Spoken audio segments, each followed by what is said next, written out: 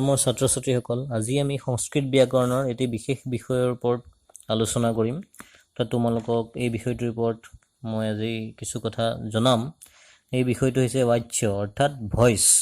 আমি সকলোৱে জানো বা পাই আহিছোঁ, নৱম আৰু দশম দুয়োটা শ্ৰেণীৰ বাবেই প্ৰয়োজনীয়, বিশেষকৈ দশম শ্ৰেণীৰ কাৰণে বেছি প্ৰয়োজনীয়। গতিকে ইয়াতে কিছুমান সৰু সৰু কথা আছে, এইখিনি আমি ভালদৰে বুজিব পাৰিলে অতি সহজতে বাচ্যনো কি বস্তু, বাচ্য পৰিৱৰ্তন কৰিব পাৰিম। এতিয়া মই তোমালোকৰ ব্যাকৰণ কিতাপৰ পৰাই কিছু কথা মই তোমালোকক প্ৰথমতে জনাব বিচাৰিছোঁ, তাৰপিছত মই আৰু বেলেগ ধৰণে কিছু কথা ক'ম। তো ইয়াতে চোৱা, যিটো কোৱা হয় তাকে বাচ্য বোলে, অৰ্থাৎ আমি যিটো কওঁ সেইটোৱেই বাচ্য, ভইচ। অৰ্থাৎ আমাৰ যিটো কথা হয়, কথা বতৰা, সেয়াই সাধাৰণতে বাচ্য বুলি ক'ব পাৰি। ক্ৰিয়াৰ জৰিয়তে কোৱা বাচ্যক ক্ৰিয়া বাচ্য বোলে, অৰ্থাৎ ক্ৰিয়াপদৰ জৰিয়তে যিটো কথা আমি কোৱা হয় সেইটো হ'ল ক্ৰিয়া বাচ্য। উদাহৰণস্বৰূপে, পদ্ধতি বুলি প্ৰশ্ন উঠে, কোনে পঢ়িছে? ইয়াৰ উত্তৰত ৰামে পঢ়িছে বা তেওঁ পঢ়িছে এই শব্দটো পোৱা যায়। ৰাম অথবা চ দুয়োটাই কৰ্তা। গতিকে এই পদ্ধতি ক্ৰিয়া কৰ্তৃবাচ্যৰ ক্ৰিয়া, অৰ্থাৎ পদ্ধতি ক্ৰিয়াপদটোৰ কৰ্তা ৰাম বা চ যিকোনো হ'ব পাৰে, আৰু পদ্ধতি ক্ৰিয়াপদটো হৈছে কৰ্তৃবাচ্যৰ ক্ৰিয়া, কিয়নো ক্ৰিয়া অনুসৰিহে, কৰ্তা অনুসৰিহে ক্ৰিয়াপদটি হৈছে। যদি পঠ্যতে ক্ৰিয়া উচ্চাৰণ কৰা হয় তেতিয়া প্ৰশ্ন হয় কি পঢ়িছে? উত্তৰ হ'ব পুস্তকম। অৰ্থাৎ এটাত কোনে পঢ়িছে, কোনে পঢ়িছে বুলি কওঁতে কৰ্তাৰ বিষয়ে সুধিছে, আৰু কি পঢ়িছে বুলি কওঁতে সেইটো হ'ল কৰ্মটোৰ বিষয়ে সুধিছে। গতিকে পঠ্যতে ক্ৰিয়া কৰ্মবাচ্যৰ ক্ৰিয়া, কাৰণ পুস্তকম পদটো কৰ্ম। গতিকে পঠ্যতে বুলি কোৱাৰ লগে লগে ইয়াত আহিব পুস্তকম উত্তৰত। গতিকে এই কথাখিনি ইয়াত কৈছে। সংস্কৃতত বাচ্য 4 প্ৰকাৰৰ: কৰ্তৃবাচ্য, কৰ্মবাচ্য, ভাৱবাচ্য আৰু কৰ্মকৰ্তৃবাচ্য। ইয়াৰে প্ৰথম 3টাহে বিশেষ প্ৰয়োজনীয়, 4 নম্বৰটো সাধাৰণতে ব্যৱহাৰ নাই। গতিকে আমি প্ৰথম 3টা বাচ্যৰ বিষয়ে আজি আলোচনা কৰিম। প্ৰথমতেই চোৱা, কৰ্তৃবাচ্য অৰ্থাৎ এক্টিভ ভইচ, যিটো আমি ইংৰাজীত এক্টিভ ভইচ বুলি কওঁ। যি বাক্যত কৰ্তা পদটোৱেই প্ৰধান বক্তব্যৰ বিষয় সেয়ে কৰ্তৃবাচ্য, অৰ্থাৎ যিটো বাক্যত কৰ্তাই প্ৰধান সেইটো হ'ল কৰ্তৃবাচ্য। কৰ্তৃবাচ্যৰ বাক্যত কৰ্তাত প্ৰথমা বিভক্তি হয়, কৰ্মপদ যদি থাকে তাত দ্বিতীয় বিভক্তি হয়, আৰু ক্ৰিয়াপদটো কৰ্তাৰ পুৰুষ আৰু বচন অনুযায়ী হয়। গতিকে এই কথাখিনি আমি মনত ৰাখিব লাগিব যে কৰ্তৃবাচ্যত কৰ্তা সদায় প্ৰথমা বিভক্তি, কৰ্মপদ যদি থাকে কৰ্মপদত দ্বিতীয় বিভক্তি, আৰু ক্ৰিয়াপদটো কৰ্তাৰ পুৰুষ আৰু বচন অনুযায়ীহে হয়। অৰ্থাৎ কৰ্তা যিটো পুৰুষ আৰু বচনত থাকিব, ক্ৰিয়াপদটো সেই পুৰুষ আৰু সেই বচনতে হ'ব। সকৰ্মক আৰু অকৰ্মক সকলো ধাতুৰে কৰ্তৃবাচ্যত প্ৰয়োগ হয়। সকৰ্মক, কিছুমান ধাতু সকৰ্মক আৰু কিছুমান ধাতু অকৰ্মক হয়। উদাহৰণস্বৰূপে, অহম পুস্তকম পঠামি, অৰ্থাৎ মই কিতাপ পঢ়োঁ। ইয়াতে সকৰ্মক, কিয়নো কৰ্ম আছে, পুস্তকমটো কৰ্ম। আৰু ত্বম হস্যসি, অকৰ্মক, ইয়াত কোনো কৰ্ম নাই, কেৱল কৰ্তা আৰু ক্ৰিয়াটোহে আছে, মাজত কৰ্মটো নাই। গতিকে সকৰ্মক ধাতুটো হ'বলৈ হ'লে কৰ্তৃবাচ্য আৰু কৰ্মবাচ্য এই দুয়োটা বাচ্যতে সকৰ্মক ধাতু থাকে, আৰু আনহাতে অকৰ্মক ধাতু কৰ্তৃ আৰু ভাৱবাচ্যত, অৰ্থাৎ ভাৱবাচ্যত অকৰ্মক ধাতু থাকে। এই কৰ্তৃবাচ্যটো থাকিব পাৰে, সকৰ্মক হ'লে কৰ্তৃ আৰু কৰ্ম। এতিয়া কৰ্মবাচ্য চোৱা, ট্ৰেনজিটিভ পেচিভ ভইচ, যিটো আমি সাধাৰণতে পেচিভ ভইচ বুলি কওঁ। যি বাচ্যৰ বাক্যত কৰ্মপদটোৱেই প্ৰধান বক্তব্য বিষয় সেয়ে কৰ্মবাচ্য। এতেকে কৰ্মবাচ্যত কৰ্মপদত প্ৰথমা বিভক্তি হয়, আৰু ক্ৰিয়াপদটোৰ প্ৰথমা বিভক্ত্যান্ত কৰ্মপদৰ পুৰুষ আৰু বচন অনুযায়ী বহে। গতিকে ইয়াত কি কথা কৈছে চোৱা, কৰ্মবাচ্যত কৰ্মটোৱেই প্ৰধান, গতিকে কৰ্মবাচ্যত কৰ্মপদটোত প্ৰথমা বিভক্তি হয়, আৰু ক্ৰিয়াপদটো সেই প্ৰথমা বিভক্তিৰে যিটো পুৰুষ আৰু বচনত আছে সেই অনুযায়ী ক্ৰিয়াপদটো হয়। এনেকুৱা কৰ্মপদক উক্তি কৰ্মণি প্ৰথমা বোলা হয়। কৰ্মবাচ্যত আৰু ভাৱবাচ্যত কৰ্তাত তৃতীয়া বিভক্তি হয়। কৰ্মবাচ্য আৰু ভাৱবাচ্য এই দুয়োটা বাচ্যৰে কৰ্তাত তৃতীয়া বিভক্তি হয়। এনেকুৱা কৰ্তাক অনুক্তি কৰ্তৰি তৃতীয়া বোলা হয়।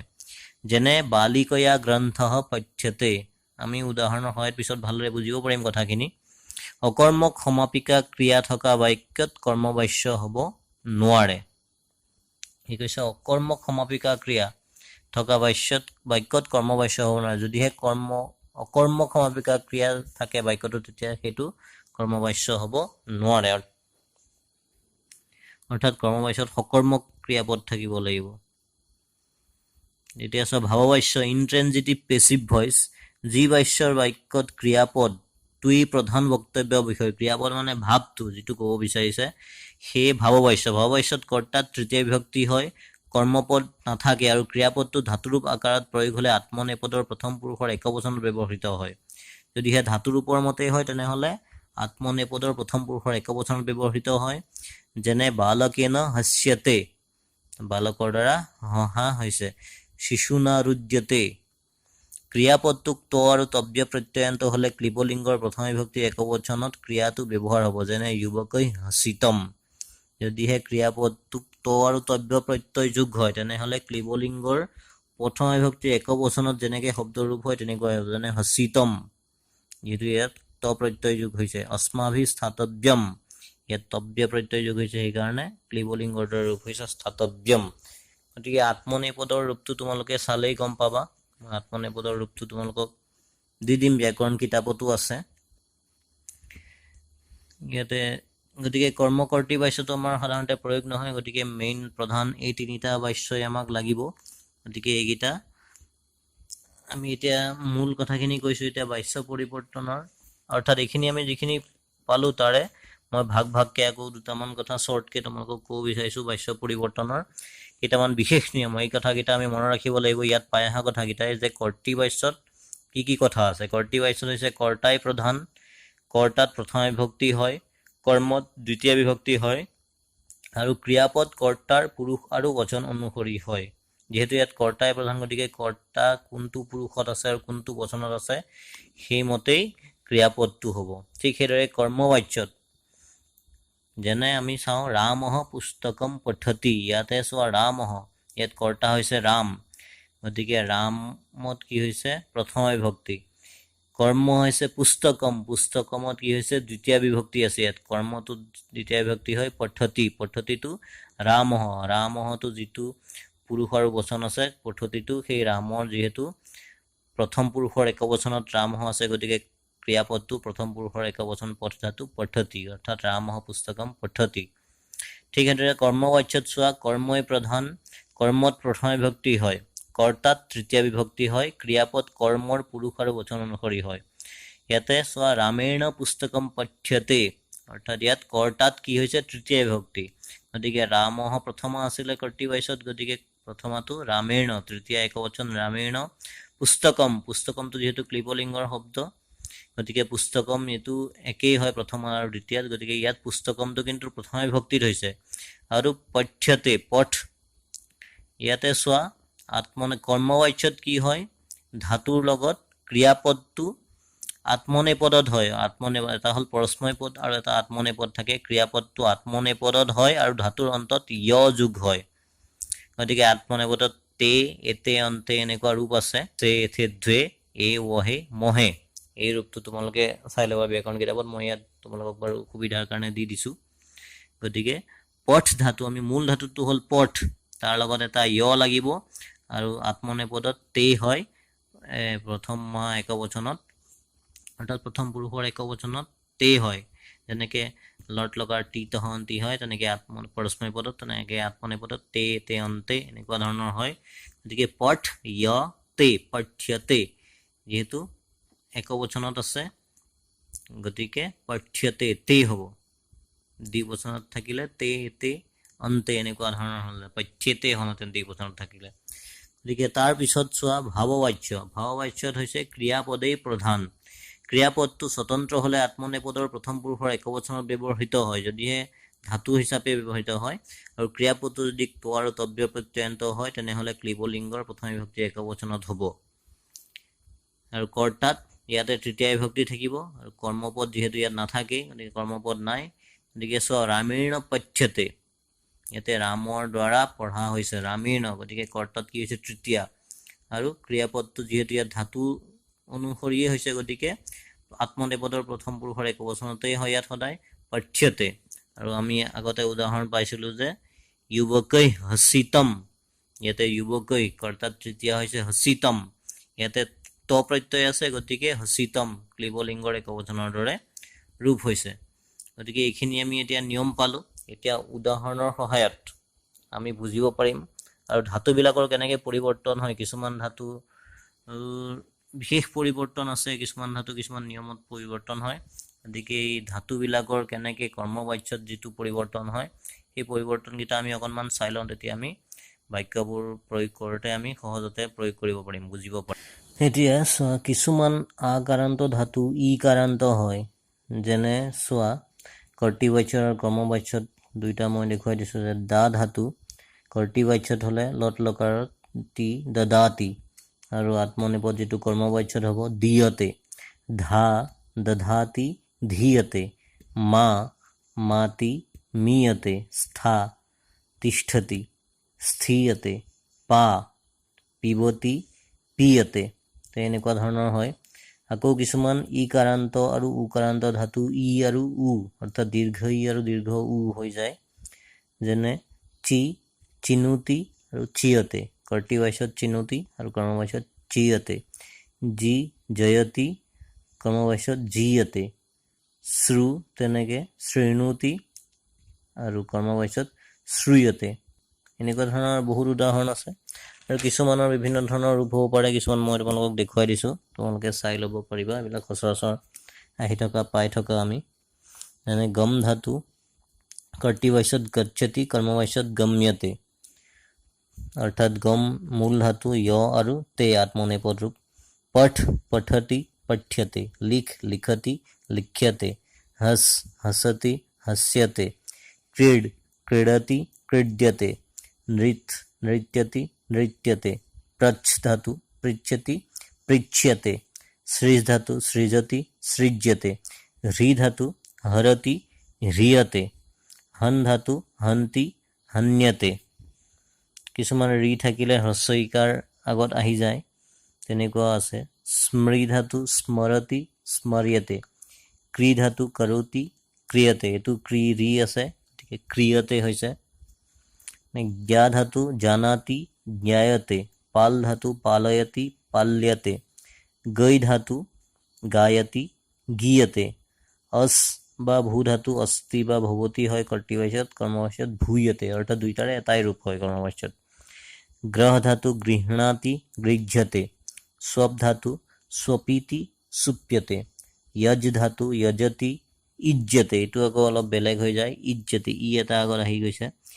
নি ধাতু নয়তি নিয়তে, সেব ধাতু এইকেইটা আত্মনেপদ হয় কৰ্তৃবাচ্যত, অৰ্থাৎ আত্মনেপদ ধাতুকেইটাই আত্মনেপদ, গতিকে ৰূপটো সেই কৰ্মবাচ্যতটো আত্মনেপদ হয়েই।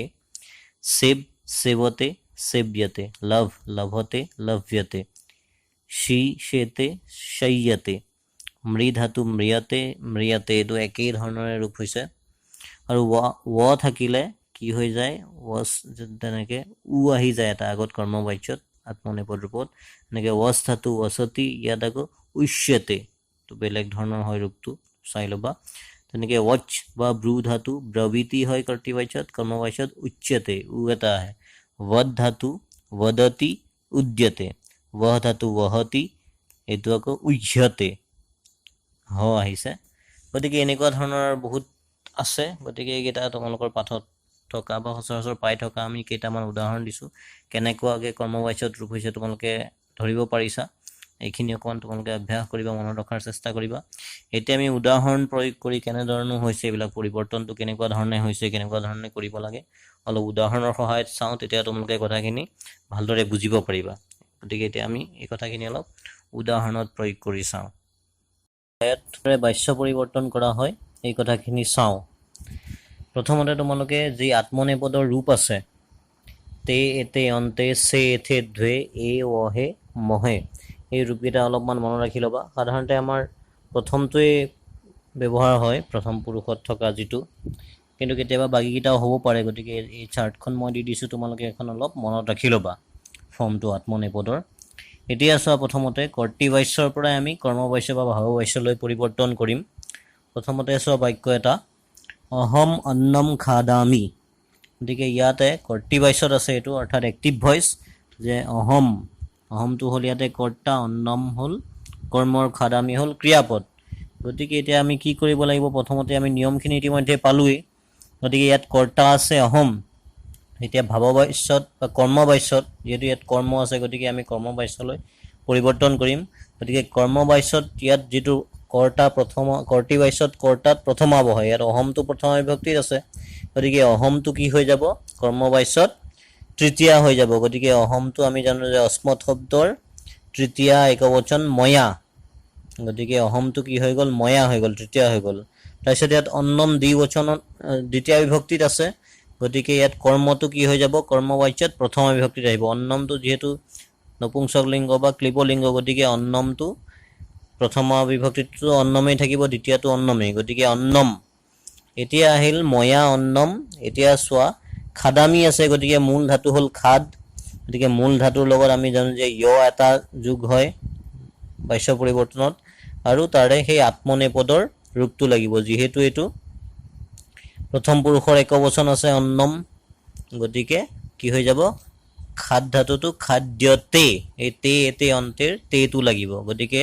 এইটো কৰ্মবাচ্যত কি হৈ গ'ল ময়া অন্নম খাদ্যতে তাৰ পিছৰটো চোৱা বালিকা পুস্তকম পঠতি এতিয়া বালিকা ইয়াত প্ৰথম আছে কৰ্মবাচ্যলৈ নিয়াৰ লগে লগে কৰ্তাটো কি হৈ যাব তৃতীয় বিভক্তি হৈ যাব ইয়াত কৰ্তাৰ বচন কি আছে চাই ল'ব লাগিব আমি সেই বচন মতেই হ'ব গতিকে ইয়াত এইটো একবচনৰ যিহেতু বালিকয়া তৃতীয়া হ'লে বালিকয়া পুস্তকমটোৰ প্ৰথম বিভক্তিত পুস্তকমেই হ'ব পুস্তকম পঠ ধাতু য় আৰু আত্মনেপদৰ তে লাগিব পঠ্যতে অৰ্থাৎ বালিকয়া পুস্তকম পঠ্যতে এইটো হ'ল কৰ্মবাচ্য ৰূপ এতিয়া চোৱা সহ চন্দ্ৰম পশ্যতি অৰ্থাৎ তেওঁ চন্দ্ৰ দেখিছে যোনটো দেখা পাইছে গতিকে সহ ইয়াত কৰ্তা হ'ল সহ গতিকে কৰ্তাটো কি হৈ যাব কৰ্মবাচ্যত তৃতীয়ালৈ ৰূপান্তৰিত হ'ব গতিকে সহ তৎ শব্দৰ সহ তৌতে তম তৌ তান তেন তাভ্যাম তৈ তেন একবচনত কি হৈ যাব সহটো তেন ইয়াত চন্দ্ৰম দ্বিতীয় আছে গতিকে আমি জানো যে কৰ্মবাচ্যত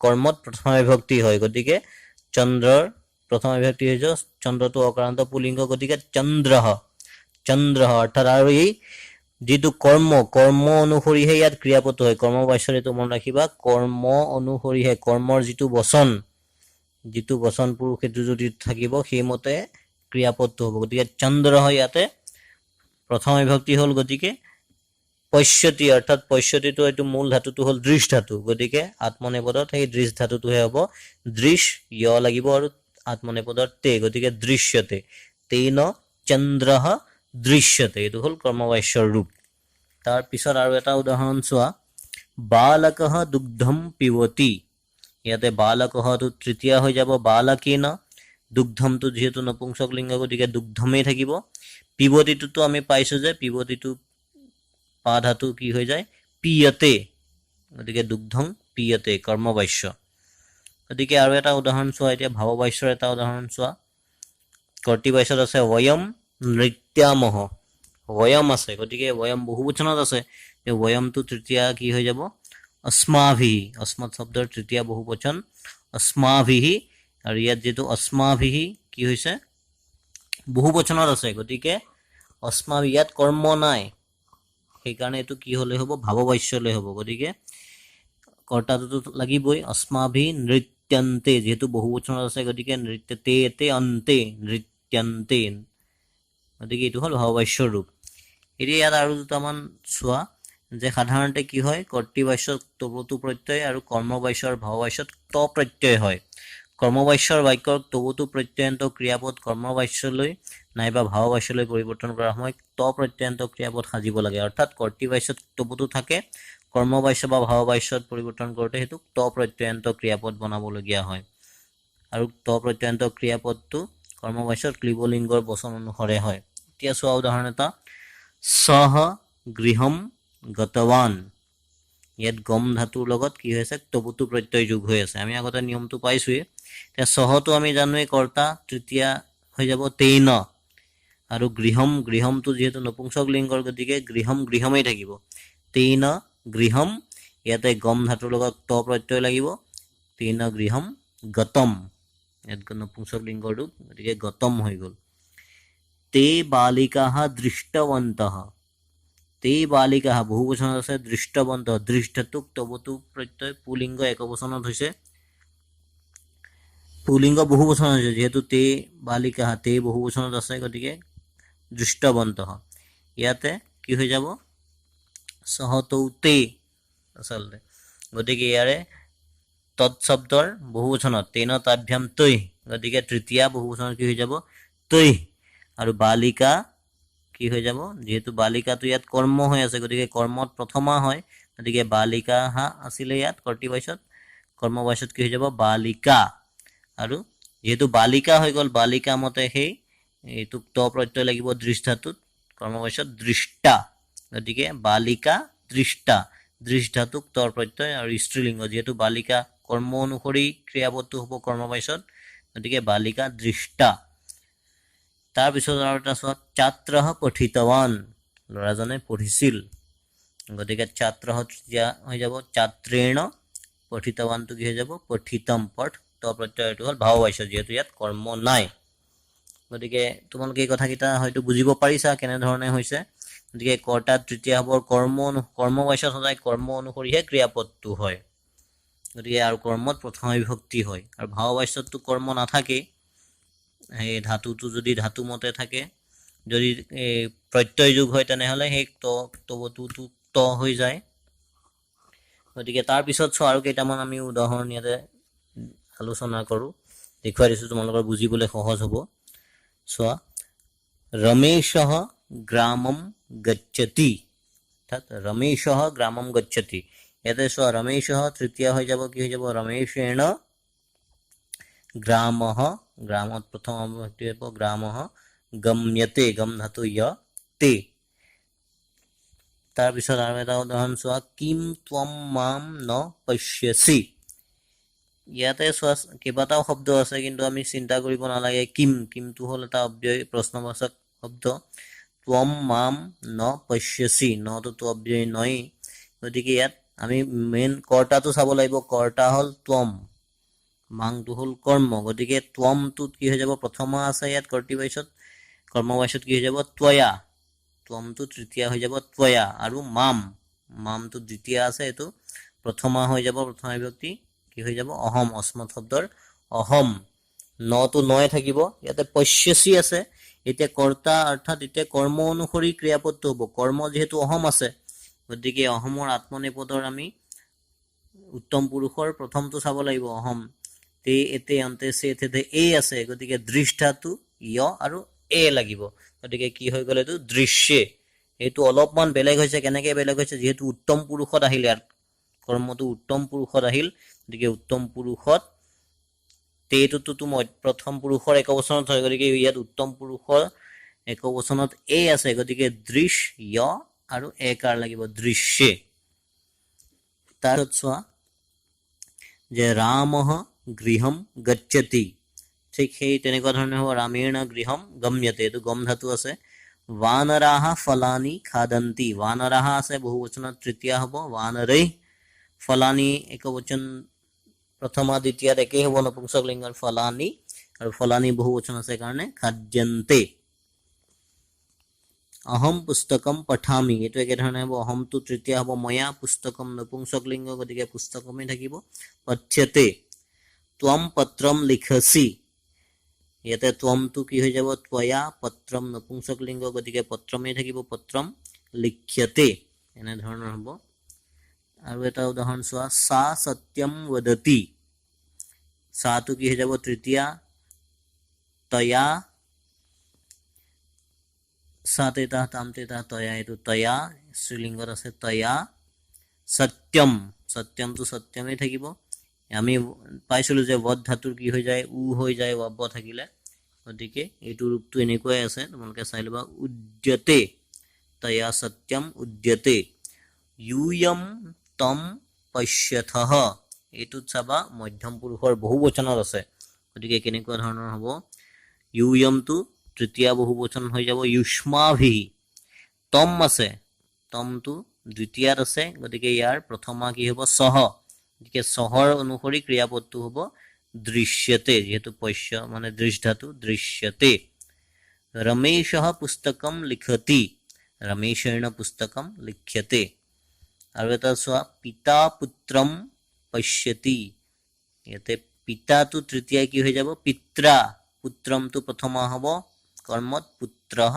দৃশ্যতে চোৱা আৱাম গৃহম গচ্ছাৱহ আৱাম ইয়াতে আৱামটো তৃতীয়া হৈ যাব আৱাভ্যাম গৃহমেই থাকিব যেহেতু নপুংসক লিংগ গৃহম গম্যতে सीता रामम पश्यति सीता तृतीय हो যাব सीतया रामम जेहेतु द्वितीय আছে प्रथमा हो যাব रामः पश्यति तो दृश्यते रामः माम पश्यति ইয়াত रामः तो रामेण हो যাব माम तो কি হৈ যাব অহম আৰু অহম হলে দৃশ্যে এ লাগিব रामः त्वाम पश्यति रामेण त्वाम तो কি হৈ যাব त्वम ইয়াতে যেহেতু त्वम হল মধ্যম পুৰুষৰ একবচন আহিল গতিকে মধ্যম পুৰুষৰ একবচনত আত্মনেপদত কি আছে তে এতে আন্তে সে এথে দ্বে সে আছে গতিকে দৃশ্য সে গতিকে সেই সে মধ্যম পুৰুষৰ একবচন হোৱাৰ কাৰণে সে আহিল গতিকে এনেকুৱা ধৰণৰ কিতাপ যদি আহি যায় তোমালোকে এই ফৰ্মৰ পৰা কৰিব পাৰিবা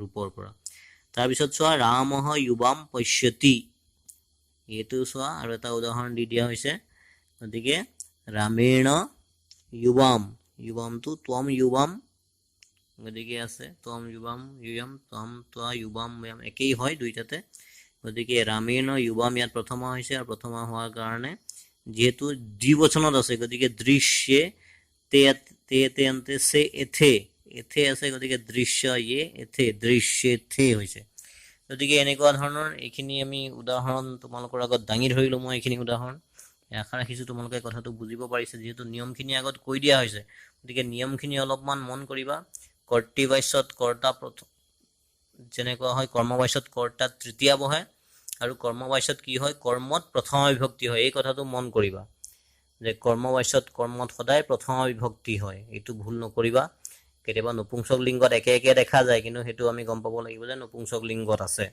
আৰু সেই কৰ্ম অনুসৰি ক্ৰিয়াপদটো হয় য় এটা লাগিব আৰু কৰ্মটো কেনেকুৱা কোনটো পুৰুষ কোনটো বচনত আছে সেই মতেই আত্মনেপদৰ ৰূপটো হ'ব আৰু য় এটা লাগিব আৰু কিছুমান ধাতু অনুসৰি ৰূপবিলাক বেলেগ বেলেগ হয় এইখিনি তোমালোকক মই উদাহৰণ দিয়ে দিছো গতিকে এইখিনিৰ পৰাই তোমালোকে বুজিব পাৰিবা এতিয়া ইয়াৰ পিছত আমি আৰু কিছু বেলেগ এতিয়া আমি হাইস্কুল শিক্ষান্ত পৰীক্ষাত ইতিমধ্যে আহি যোৱা কেইটামান বাক্য পৰিৱৰ্তন চাওঁ 2016 আহিছে বালিকা ওদনম পচ্যতি এতে কৰ্মবাচ্যত হ'ব বালিকয়া ওদনম পচ্যতে তাৰপিছত চোৱা কুম্ভকাৰেণ ঘটঃ ক্ৰিয়তে ইয়াতে এইটো কৰ্মবাচ্যত আছে কৰ্তৃবাচ্যত হ'ব কুম্ভকাৰः ঘটম কरोति অহম গৃহম গচ্ছামি ময়া গৃহম গম্যতে 2017 আহিছে নৰহ বৃক্ষম চিনত্তি এইটো নৰহটো তৃতীয় হ'ব কৰ্মবাচ্য নৰেণ বৃক্ষः ছিদ্যতে বৃক্ষত প্ৰথমা হ'ব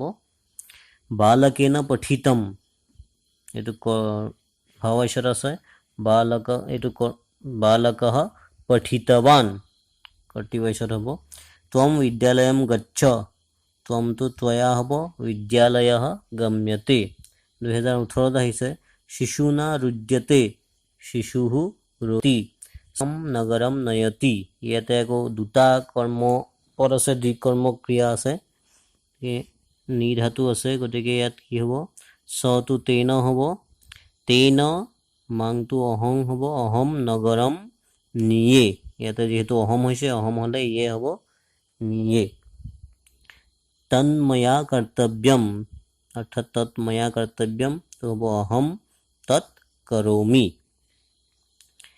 2019 আহিছে নৰহ বৃক্ষম চিনত্তি নৰেণ বৃক্ষः ছিদ্যতে তেন গ্ৰামः গতः এইটো হ'ব সহ গ্ৰামম গতवान তো কৰ্তৃবাচ্যত বালিকা ক্ৰন্দতি বালিকয়া ক্ৰন্দ্যতে সহ গ্ৰামম গচ্ছতি 2020 আহিছে তেন গ্ৰামः গম্যতে ত্বয়া পয়ঃ পিয়তে এইটো কৰ্মবাচ্যত আছে কৰ্তৃবাচ্যত হ'ব ত্বম পয়ম পিবসি বালকः ক্ৰীডতি বালকেন ক্ৰীড্যতে গতিকে কেতিয়াবা কৰ্তৃবাচ্যৰ পৰা কৰ্মবাচ্যলৈ নিবলৈ দিয়ে কেতিয়াবা কৰ্মবাচ্যৰ পৰা কৰ্তৃবাচ্যলৈ নিবলৈ দিয়ে গতিকে তোমালোকে কথাখিনি চাই ল'বা নিয়ম একেই আছে একে ধৰণৰ কথাই আছে খালি উল্টা কৰিও দিব পাৰে গতিকে এই কথাখিনি মন কৰিবা আশা ৰাখিছোঁ তোমালোকে ভইচ অৰ্থাৎ বাচ্যৰ কথাখিনি বুজিব পাৰিছা বেছি টান নহয় আৰু সহজ বাক্যই আহে আমাৰ গতিকে তোমালোকে কথাখিনি অলপ কেইবাবাৰো চাই পেলাই কথাখিনি মনত ৰাখিবা আত্মনিৰ্ভৰ ৰূপটো মনত ৰাখিবা